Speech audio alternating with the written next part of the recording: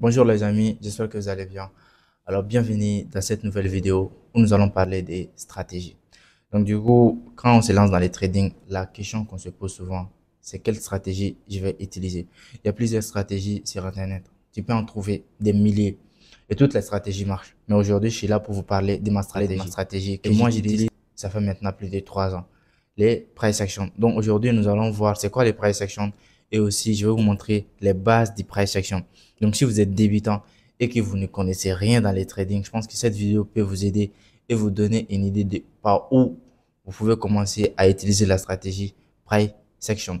Donc directement, avant d'aller sur l'écran, je vous demande de vous abonner sur ma chaîne YouTube. Je vais encore faire plusieurs vidéos concernant ma stratégie. Aujourd'hui, ça sera un peu les bases. Après, ça sera voilà, d'autres techniques que je vais partager avec vous. Donc directement, on va sur l'écran. Donc, avant de commencer avec les graphes, donc du coup, je vais vous donner une définition de la stratégie. De un, c'est quoi les price actions? Déjà, les price actions, c'est une méthode d'analyse des marchés financiers qui se concentre uniquement sur les types des mouvements des prix affichés sur les graphiques, sans recours aux indicateurs techniques traditionnels. C'est-à-dire, on va utiliser uniquement ce qu'on voit sur les graphes. Directement, on va utiliser l'action même du prix. On n'a pas besoin d'utiliser des indicateurs par-ci, des RSI par-là. Tout ça, c'est des indicateurs. Donc, directement, on va uniquement travailler avec les bougies. Voilà ce qu'on voit sur les graphes. En observant, voilà, la formation des chandeliers, des niveaux de support résistance et des configurations graphiques. Tu vois, les traders cherchent à comprendre le comportement du marché pour anticiper les mouvements futurs du prix. Cette approche repose sur l'idée de toute information nécessaire se trouvant dans les mouvements des prix même. Donc, vous allez voir que quand on fait du price action, nous allons nous concentrer uniquement sur ce qui se passe devant les marchés. Voilà, entre l'offre et la demande, on va pas avoir recours à l'analyse fondamentale ou d'autres choses ailleurs. Uniquement, on va se concentrer sur les graphes. Donc, du coup, c'est quoi les bases du price action? C'est intéressant. Moi, quand je viens sur les graphes, quand je vais commencer à faire mes analyses et tout, la première des choses, quand tu viens sur un graphe, surtout quand tu veux faire du price action, c'est de connaître la tendance. Et je sais que vous avez vu dans plusieurs vidéos, la tendance, c'est la base de tout trader qui veut prendre une décision sur les marchés. Parce que on dit souvent que la tendance est l'ami des traders. Si tu trades contre tendance, tu as plus de probabilité de faire un trade perdant. Sauf si tu fais du scalping. Et nous, et plus particulièrement moi, j'ai fait du swing trading. Donc, du coup, la tendance est mon ami. Donc, directement, moi, je vais déterminer la tendance sur 3 time frames, que ce soit en daily, en H4 ou en H1. Mais aujourd'hui, je vais vous montrer un peu comment est-ce qu'on peut détecter la tendance en daily et aussi en H4. Vous allez voir que nous sommes sur une paire CHF JPY, c'est les francs suisses contre les yens japonais. Et maintenant, comment détecter une tendance? On a dit que les marchés, c'est lorsque les marchés font des points bas de plus en plus haut et des points hauts de plus en plus haut. Là, on est directement sur une tendance haussière. Pourquoi? Parce que les marchés, ils montent sous forme d'escalier. C'est comme si tu es en train de monter, pardon, sur un escalier. Donc, du coup, c'est la forme là que le marché prend lorsqu'il veut partir à la hausse. Donc, directement, c'est lorsque le prix fait des points bas de plus en plus haut et des points hauts de plus en plus haut. Directement, on est sur une tendance haussière. Et quand on voit les graphes ici, on voit que le marché, il est sur une tendance haussière. Et vous allez voir que oui, on est sur une tendance haussière. Je vais essayer de supprimer ça. Pourquoi? Parce que le marché fait des points hauts de plus en plus haut. Mais après, bon, quand on va aller dans des petits time frames, peut-être le marché, il a commencé un retournement de tendance. Après, je vais vous montrer ça. Mais si du daily, on est sur une tendance haussière. Vous allez voir qu'on a un plus bas ici. On a un plus haut, le point bas de plus en plus haut et le point haut de plus en plus haut. Vous allez voir que tout ça. Vous allez voir qu'après, le marché est venu casser ici. Bon, il est venu le tester. Voilà. Donc, clairement, en daily, on est sur une tendance haussière. Donc, voici la première des choses que moi, j'ai fait lorsque je vais aller sur mon graphique. Déjà, j'essaie que sur des daily.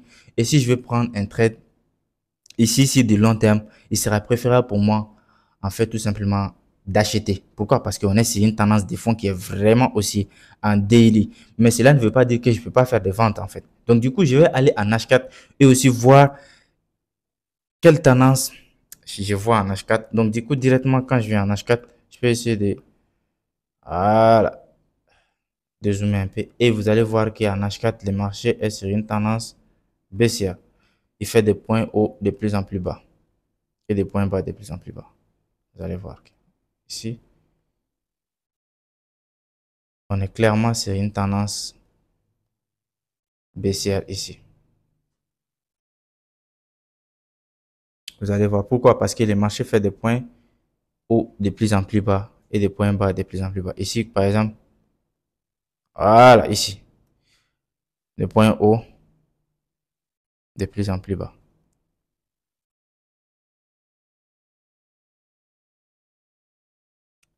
Donc, clairement, ici en H4, je peux bien constater qu'on est sur une tendance qui est baissière. Donc, du coup, si je peux prendre des trades, je peux aussi vendre ces marchés-là. Mais je ne vais pas rester, peut-être si je vais faire du intraday, je peux vendre ces marchés-là. Mais si je compte faire du swing, le mieux, c'est d'attendre, en fait, tout simplement, un bon point d'entrée pour l'achat. Mais quand même, je peux aussi me permettre de vendre. Mais pour du intraday, pourquoi? Parce qu'en H4, je vois que le marché, il est baissière. Il est en train de descendre. Donc, du coup, moi, j'ai déjà défini, par exemple, ma tendance de fond. Daily, c'est haussière. H4, c'est baissière. Donc, maintenant, si je vais faire du swing, je vais privilégier les achats. Maintenant, si je peux prendre des trades un peu court terme, je peux vendre ces marchés. Vous voyez ce que je veux dire? Donc, directement, j'ai des informations déjà. Quand je viens sur les graphes, je sais ce que je dois faire. Je sais ce que je dois pas faire. Vous voyez ce que je veux dire? Donc, après ça, on va pas rentrer n'importe comment sur un marché. Et les deuxièmes bases pour moi du price action, c'est les zones dynamiques qu'on appelle les zones support et résistance. C'est très important de maîtriser la tracée de ces zones-là. Pour moi, tu peux pas être un bon trader si tu ne sais pas maîtriser comment est-ce que tu traces tes zones support et tes zones résistance.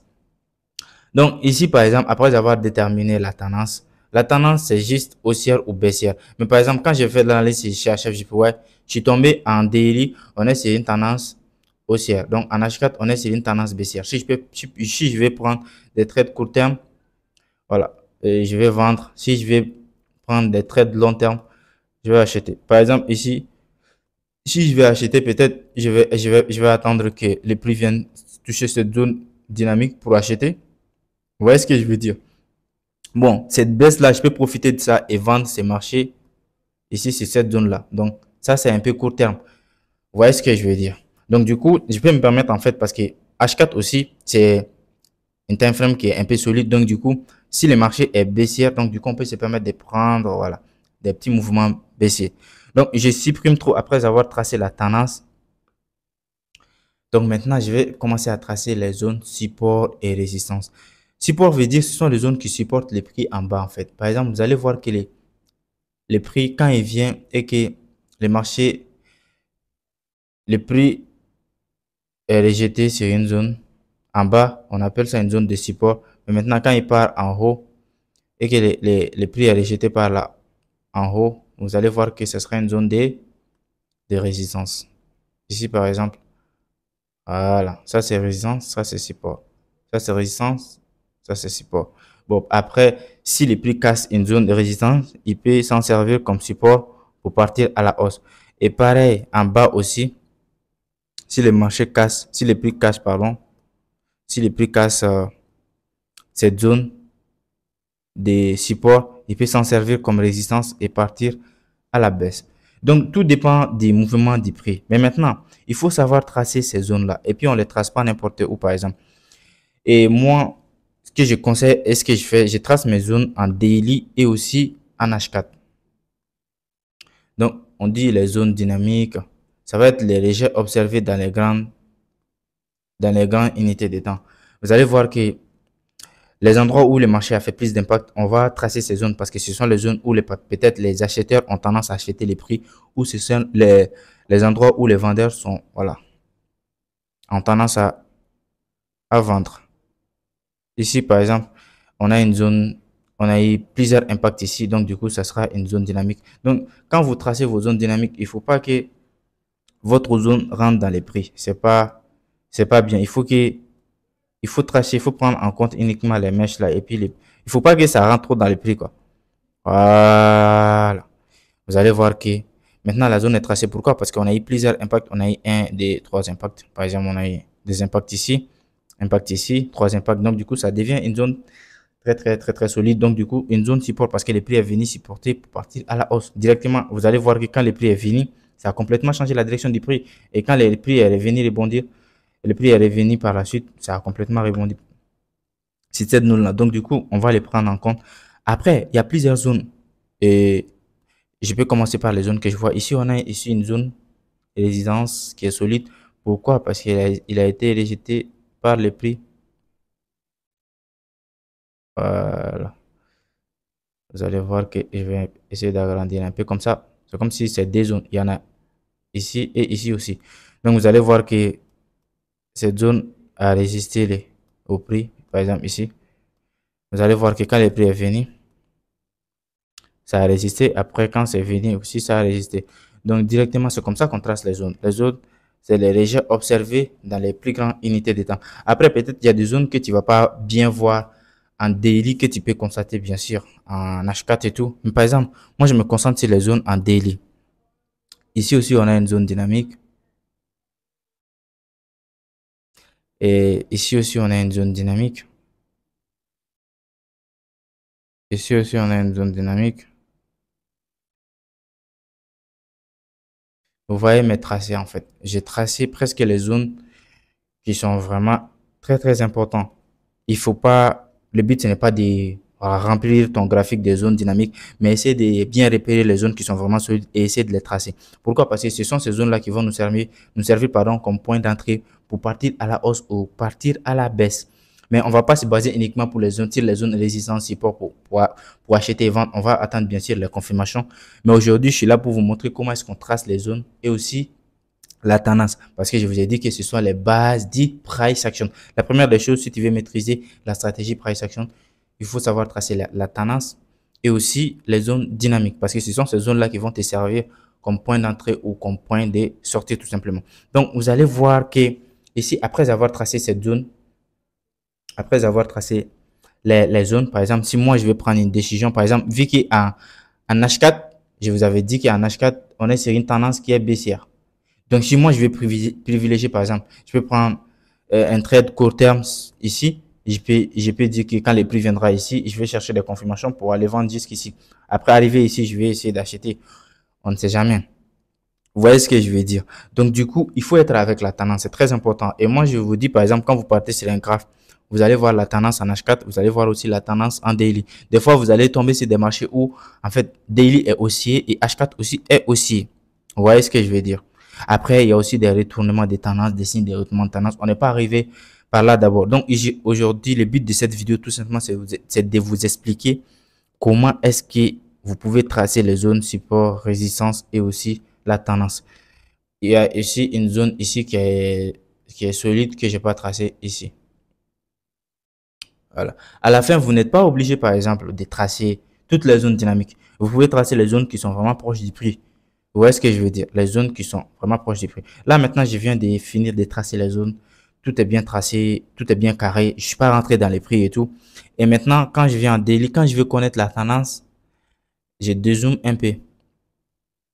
Et puis maintenant, du plus haut, du plus bas, pardon, au plus haut. Donc, on est sur une tendance haussière.